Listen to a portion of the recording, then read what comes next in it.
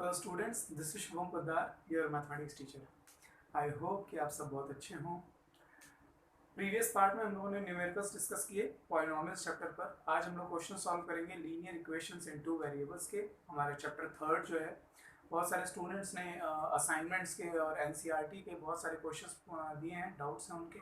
सो हम लोग देखते हैं कितनी क्लासेस लगेगी उन डाउट्स को क्लियर करने में। So this is the question from assignment number 2, question number 4। ठीक है, इन स्टूडेंट्स को असाइनमेंट नहीं भी मिली हो तो ये असाइनमेंट नंबर 2 का, ठीक है, ये असाइनमेंट नंबर 2 का क्वेश्चन नंबर 4 है। अगर आपके पास असाइनमेंट नहीं भी मिली हो आपको, ठीक है, अनफॉर्चुनेटली, तो आप यहाँ वीडियो पॉज कीजिए और इस क्वेश्चन को सब्सटीट्यूशन मेथड से सॉल्व करना है। वैसे मैंने हमेशा कहा है कि आप क्वेश्चंस को हर मेथड से लगाना सीखें, ठीक है। सब्सटीट्यूशन से भी ट्राई कीजिए, एलिमिनेशन से भी ट्राई कीजिए, क्रॉस मल्टीप्लिकेशन। आप ये देखिए, आपको ये समझ में आना चाहिए कि क्वेश्चन देख के समझ में आना चाहिए कि इस क्वेश्चन को सब्सटीट्यूशन से लगाना ज़्यादा अच्छा है, एलिमिनेशन से लगाना ज़्यादा अच्छा है, या क्रॉस मल्टीप्लिकेशन से, कौन सी मेथड से लगाना ज़्यादा बुद्धिमानी का काम है। ये फील आना चाहिए, देख करके समझ में आना चाहिए कि ये करना ठीक है इसमें, या एलिमिनेशन। अगर मेथड स्पेसिफाई किया तो बात ही खत्म, फिर तब तो मजबूरी है उसी मेथड से सॉल्व करना। लेकिन अगर मेथड स्पेसिफाई नहीं किया, जो जनरली नहीं करता एग्जाम में, तो आप फ्री हैं, तो आपको सोचना पड़ेगा कि हाँ कौन सी मेथड लगाना ज़्यादा अच्छा है। ओके, खैर, यहाँ हमें जिस एक स्टूडेंट ने ये डाउट पूछा है और ये डाउट है सब्स्टिट्यूशन मेथड के लिए। So we have to solve this question by substitution method. Substitution method में क्या करते हैं, इस पर काफ़ी डिस्कशन हो चुका है, होप आपको ये सब बातें याद हो। फर्स्ट इक्वेशन इसे कह ले रहा हूँ, इसे सेकंड इक्वेशन कह ले रहा हूँ, ठीक है। We will substitute value of a variable of a particular variable from any equation into another equation. हम किसी एक इक्वेशन से किसी भी पर्टिकुलर वेरिएबल की वैल्यू दूसरी इक्वेशन में रिप्लेस कर देते हैं, सब्स्टिट्यूट कर देते हैं। तो मैं फर्स्ट इक्वेशन को ऐसे लिख ले रहा हूं, इक्वेशन फर्स्ट,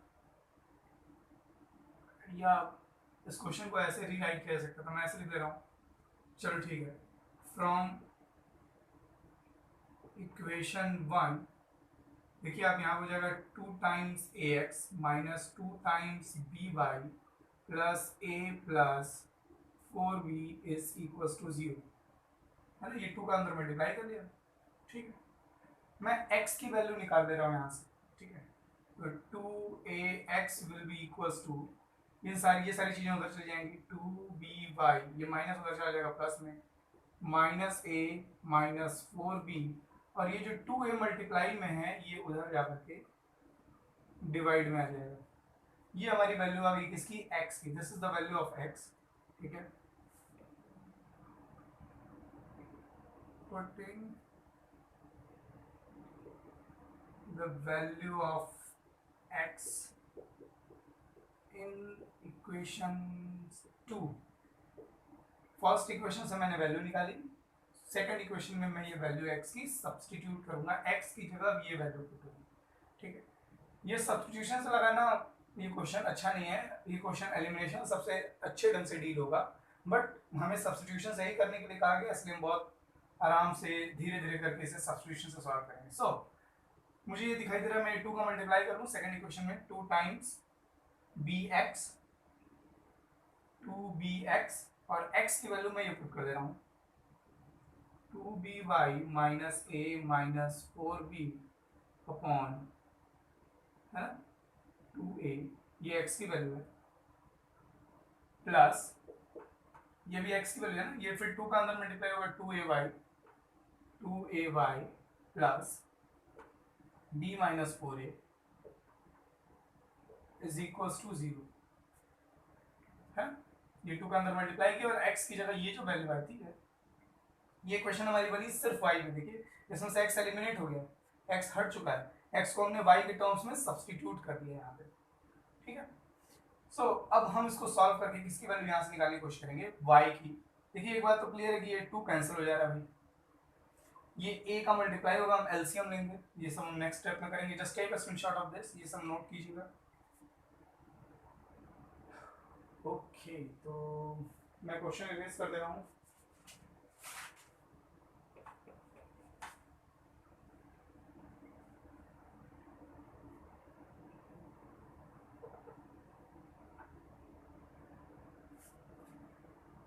ओके,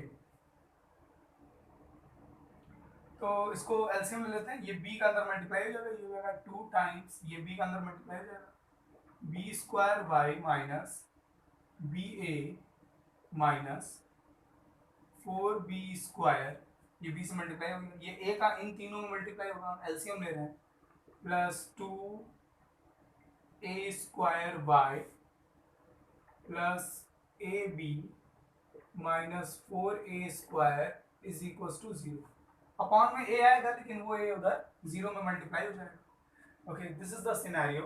हम लोगों को यहाँ से y की वैल्यू निकालनी, ये रहा y, ये y के टर्म्स हैं, ये माइनस बी है और ये प्लस ए बी है तो कट गए।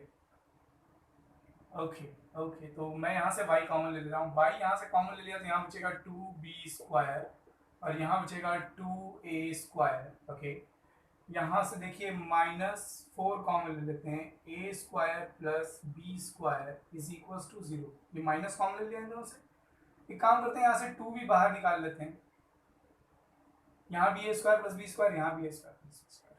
अब देखिए इन दोनों टर्म्स में आपको क्या कॉमन दिखाई दे रहा है? आपको कॉमन दिखाई दे रहा है 2 times a square plus b square. 2 बाहर आ गया, a square plus b square बाहर आ गया, यहाँ बचा क्या y माइनस 4 में से 2 बाहर आ गया, बचा क्या 2, a square plus b square बाहर ही आ गया, ये 0 में चला जाएगा, y की वैल्यू क्या आ गई भाई? या तो ये 0 होगा या तो ये 0 होगा, है या तो ये 0 होगा या तो ये 0 होगा। ये 0 हो नहीं सकता, ये 0 क्यों नहीं हो सकता? अगर ये a और अगर ये 0 हो गए, देखिए बात समझिए, है ना, ये सब बहुत छोटी छोटी बातें हैं लेकिन मैथमेटिकल पॉइंट ऑफ व्यू से देखेंगे तो बड़ी इंपॉर्टेंट बातें हैं। आप अगर इसको 0 कर देंगे ना, a square plus b square को 0 करेंगे तो a भी 0 हो जाएगा और b भी 0 हो जाएगा, क्योंकि दो नंबर्स के स्क्वायर का सम 0 तभी आएगा जब दोनों नंबर्स 0 हो। और अगर a भी 0 हो गया और b भी 0 हो गया तो जो लीनियर इक्वेशन दी थी ना वो लीनियर रह ही नहीं जाएगी, क्योंकि x का टर्म भी खत्म हो जाएगा, y का टर्म भी खत्म हो जाएगा। वो एक वेरिएबल ही उसमें से, अगर a भी 0 हो गया b भी 0 हो गया तब तो इक्वेशन ही खत्म। तो ये 0 नहीं हो सकता, ये 0 नहीं हो सकता, 0 यही होगा, y minus 2 will be equals to 0। तो y की वैल्यू क्या आ जाएगी 2। तो ये क्वेश्चन सॉल्व करने में सब्स्टिट्यूशन से बल्कि जरूर था, लेकिन अगर आप थोड़ा पेशेंस से और नजर रख करके क्वेश्चन सॉल्व कर रहे हैं, आप बड़ी आसानी से y की वैल्यू 2 निकाल सकते हैं। देखिए कोई भी झंझट नहीं किया मैंने, ठीक है, थोड़ा सा यहाँ एलसीएम लेने के लिए मल्टीप्लिकेशन करना पड़ा, बेसिक मैथमेटिक्स थी, और उसके बाद we have just taken something common and then we have got the value of y, that is 2। Just take a screenshot of this, y is equals to 2. Okay. Okay. So अगर आपको याद हो तो ये x की value ये थी,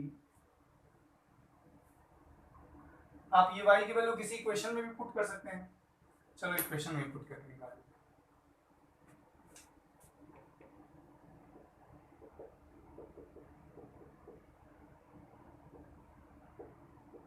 किसी भी इक्वेशन में आप पुट कर लीजिए, फर्स्ट में या सेकंड में, जिसमें भी कंफर्टेबल हो। फर्स्ट इक्वेशन थी 2 times ax minus B Y plus a plus 4b is equal to 0। तो y की वैल्यू 2 आई है तो मैं यहाँ 2 रखूंगा, यानी कि 2b हो जाएगा। ये 2 का अंदर मल्टीप्लाई कर लेते हैं, 2ax minus 4b plus a plus 4b, ये plus 4b minus 4b cancel हो जाएगा, ये प्लस a है और 2ax, ये a उधर चला जाएगा, माइनस a आ जाएगा, ये a कैंसिल कर दीजिए, अपॉन में चला जाएगा, ये 2 अपॉन में चला जाएगा, x की वैल्यू आ गई -1/2। सो x की वैल्यू -½ एंड y की वैल्यू y की वैल्यू 2 एंड x की value -½ this is the answer. I hope आपको ये समझ में आ गया, ठीक है, दिस इज डन। ये क्वेश्चन सब्स्टिट्यूशन से देखने में बल्कि जरूर लग रहा था कि अरे बहुत थॉट रफ दिखाई दे रहा था कि हाँ पता नहीं सब्स्टिट्यूशन, बट जब हमने एक बार वैल्यू पुट की तो चीज़ें एकदम धीरे धीरे खुलती चली गई और बड़ा सिंपल था इसको वैल्यूज निकालना। Okay, I hope you all are done with this. So our next question is again by substitution method. This question is from your NCERT text book. So we have another question and this question we have to solve by substitution method. ठीक है, ये question में किसी student ने दिया था and I don't know he or she mentioned to solve this question by substitution method. वैसे ये एलिमिनेशन से भी अच्छा एक चीज़ देखिए, इस क्वेश्चन की स्पेशलिटी है थोड़ी सी। यहाँ पर इसमें लिखा हुआ है जो फर्स्ट इक्वेशन हमारी a minus B X plus A plus B Y, मतलब फर्स्ट इक्वेशन में x का टर्म अलग है, y का टर्म अलग है ना। हमको x का कोफिशिएंट दिखाई दे रहा है, हमको y का कोफिशिएंट दिखाई दे रहा है, and this whole these three terms acts as a constant term. This one is a constant term for us. लेकिन आप सेकंड इक्वेशन में जब देखते हैं तो सेकंड इक्वेशन में x और y को क्लब किया गया है, a प्लस बी को एक जगह, पहले इन दोनों का अलग अलग है। तो ये जो यहाँ पर चतुराई दिखाई गई है ना, हम लोग पहले इसे थोड़ा सिंप्लीफाई कर लेते हैं। हम लोग इसको ऐसे लिखते हैं, ये x का इन दोनों मल्टीप्लाई होगा, a plus B times x plus ये y का इससे मल्टीप्लाई होगा, a plus B times y is equals to a square plus B square. मैं इसे सेकंड इक्वेशन कहने के बजाय इसे सेकंड इक्वेशन कहूँगा। अब ये ठीक लग रहा है, x का कोफिशिएंट फर्स्ट इक्वेशन में a माइनस बी, x का कोफिशिएंट सेकंड इक्वेशन में a plus B, y coefficient a plus B, y coefficient, अरे ये तो y का कोफिशिएंट दोनों में सेम हो गया। एलिमिनेशन से ये क्वेश्चन बहुत आसानी से सॉल्व हो सकता है, इतना तो आपको भी दिख रहा होगा। खैर हमें इसे सब्स्टिट्यूशन से सॉल्व करना है। सो सब्स्टिट्यूशन में हम लोग क्या करते हैं, हम लोग किसी एक वेरिएबल की वैल्यू उठा करके दूसरे इक्वेशन में सब्स्टिट्यूट कर देते हैं। तो यहाँ फिर से थोड़ी सी चतुराई दिखाई है। देखिए फ्रॉम इक्वेशन 2, मुझे इक्वेशन 2 इजी दिखाई दे रही है फर्स्ट कंपैरेटिवली। फ्रॉम इक्वेशन 2 ये जो a प्लस बी वाई है ना, a plus B into Y, यहाँ पे भी a plus B into Y है, ये पूरे की वैल्यू उठा लेते हैं।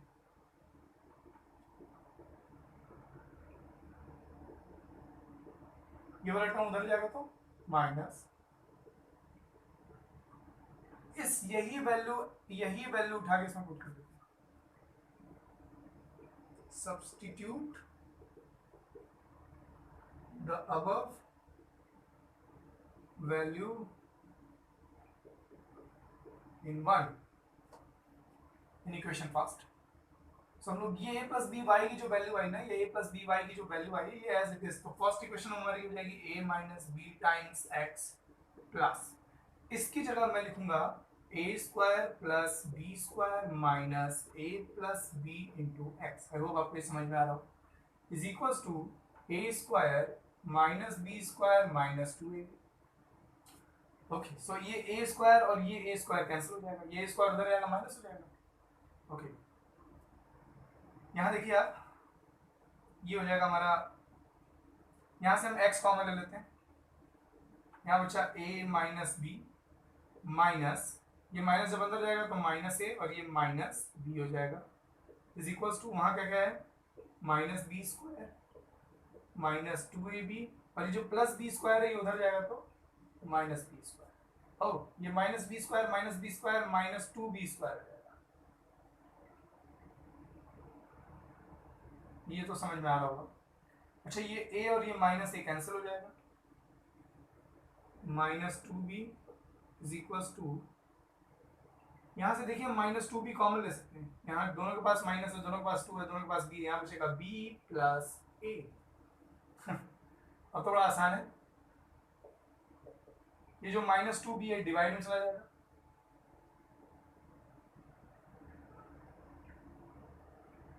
देखिए माइनस कैंसिल हो जाएगा, ये 2b कैंसिल हो जाएगा, और x की वैल्यू क्या आ गई, a प्लस b। जितना ये रफ दिखाई दे रहा था उतना रफ था नहीं, इजी क्वेश्चन था। Just take a screenshot. We have got the value of x. Okay, so value of x is a plus b. मैं इसे इरेज कर दे रहा हूँ। अब आपकी मर्जी, आप x की वैल्यू फर्स्ट इक्वेशन में पुट कर लें, आपकी मर्जी आप x की वैल्यू सेकंड इक्वेशन में पुट कर लें, जहाँ भी दोनों इक्वेशन एक जैसी हैं। x की वैल्यू आई है a प्लस b, मैं फर्स्ट में ही पुट कर देता हूँ, सेकंड में भी पुट कर सकते हैं, नहीं जहाँ आपकी मर्जी।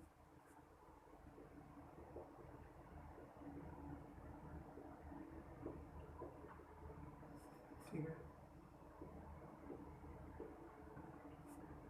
a माइनस बी x की वैल्यू है हमारी a plus B Y is equal to a square minus B square minus 2ab। इन दोनों को मल्टीप्लाई करेंगे, a minus B a plus B multiply होता है तो क्या आता है a square minus B square is equal to a square minus B square minus 2ab। देखिए a स्क्वायर कैंसिल हो जाएगा, ये माइनस बी स्क्वायर कैंसिल हो जाएगा और y की वैल्यू आ जाएगी minus 2ab upon a plus B. ये a प्लस बी उधर मल्टीप्लाई में उधर जाएगा तो डिवाइड में। This is the value of y।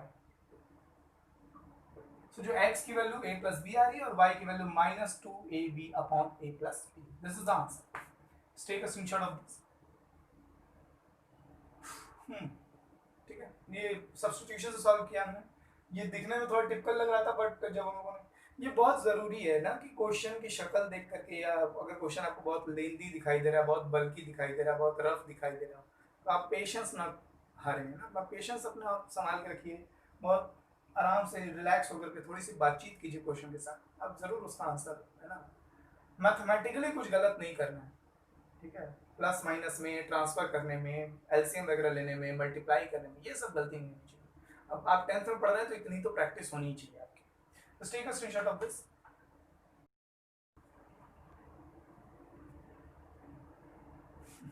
So we have our next question, x minus 3y minus 7 is equals to 0 and the second equation is 3x minus 3y minus 15 is equal to 0. This question has to be solved by cross multiplication method.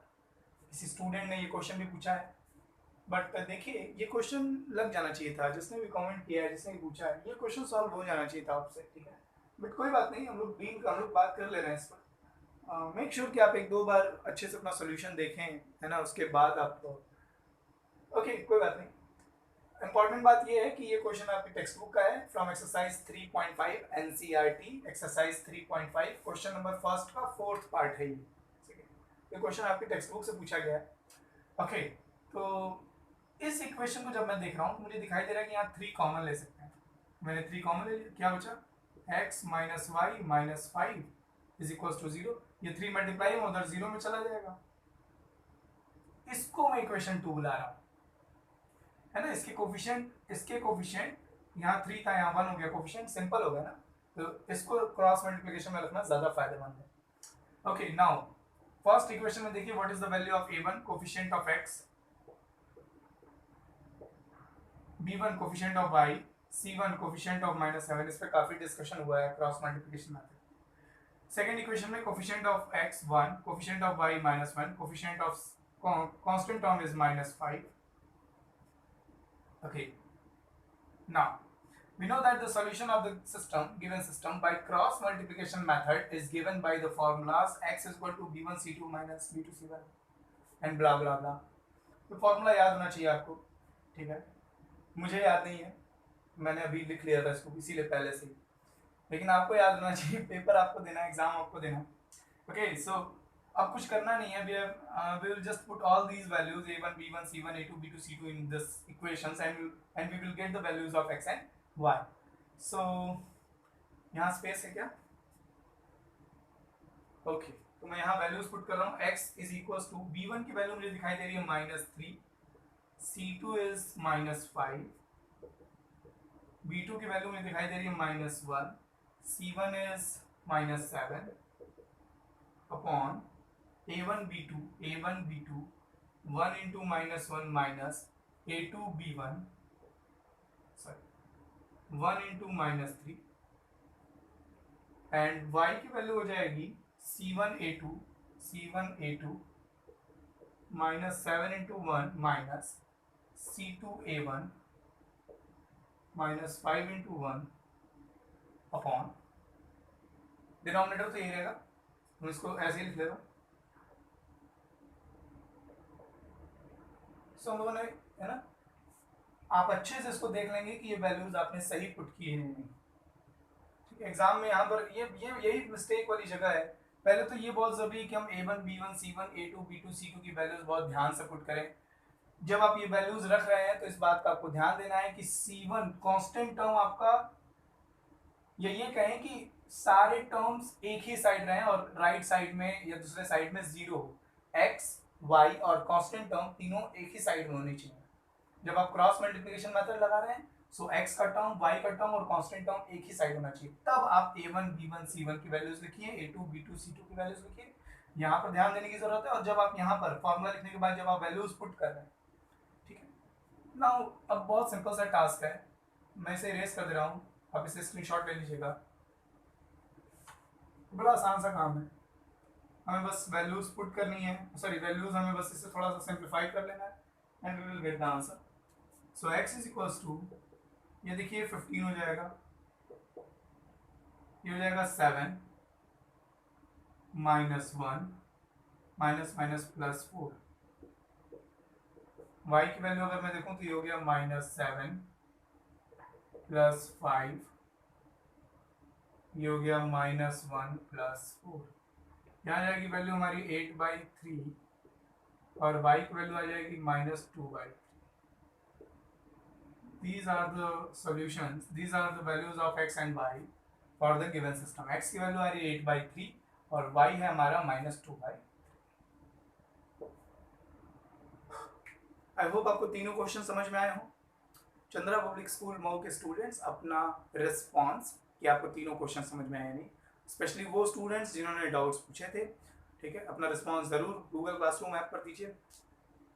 आपके और भी जो doubts हों linear equations में या quadratic में, please मुझे comment करके बता दीजिए, ठीक है, ताकि हम लोग नेक्स्ट चैप्टर आगे बढ़ने से पहले आपके डाउट सेशन सारे कंप्लीट कर लें। खूब खुश रहिए, खूब मेहनत कीजिए।